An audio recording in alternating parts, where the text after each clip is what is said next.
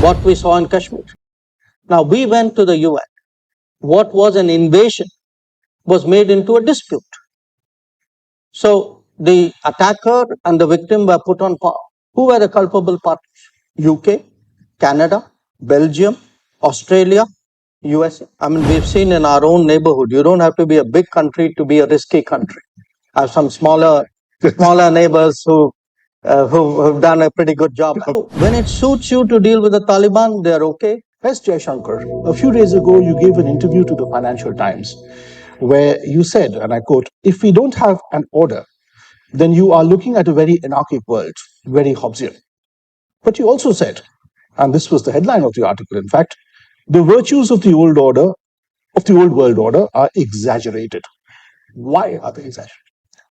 Well, first of all, good to be with all of you and with all of you too. Look, I think we do need an international order, just like we need a domestic order.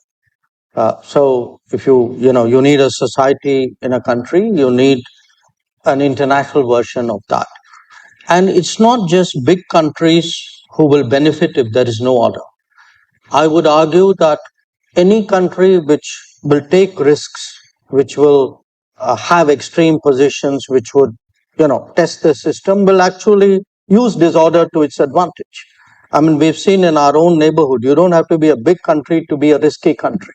I have some smaller neighbors who've done a pretty good job at that.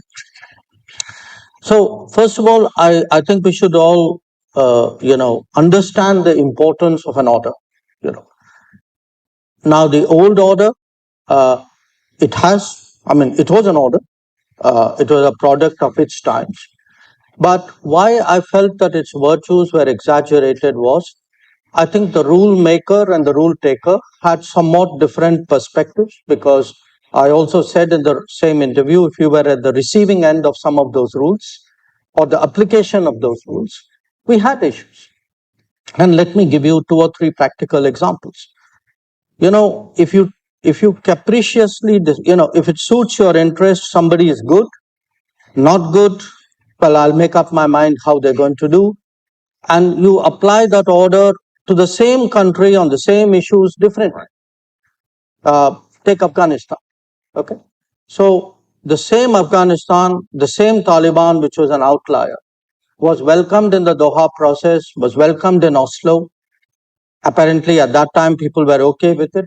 Today, again, we are going back saying, Taliban is doing all these not so good things. Now, if they were doing all of that, what was discussed in Oslo and Doha?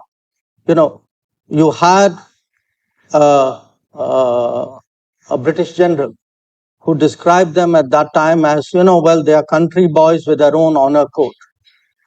Now, so when it suits you to deal with the Taliban, they're okay.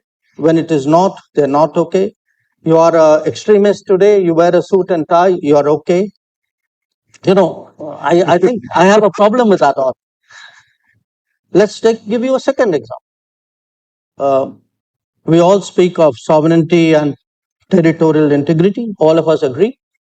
It's a vital principle. It's a bedrock of global rules. After the Second World War, the longest standing illegal, I would say, presence, occupation of a territory by another country pertains to India. What we saw in Kashmir. Now, we went to the UN. What was an invasion was made into a dispute. So, the attacker and the victim were put on par. Who were the culpable parties? UK, Canada, Belgium, Australia, USA. So, pardon me, I have some question marks on that old order. Now, I can give you many more. We speak today of political interference. When the West goes out into other countries, it's apparently in pursuance of democratic freedoms. When other countries come into the West, it seems to have a very malign intention.